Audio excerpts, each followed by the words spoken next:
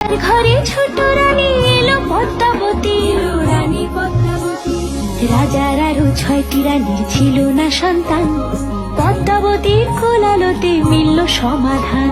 বছর যেতে জন্ম নিল 7 ছেলে 1 মেয়ে, হয় খুশির আকাশ হঠাৎ কালো মেঘে গেল ছেয়ে।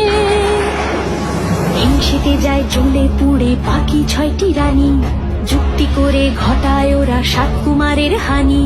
সুযোগ মতো 7 ছেলেকে মাটিতে দেয় পুঁতে, বাঁচে একা পারুল, ওরা পায় না তাকে ছুটে।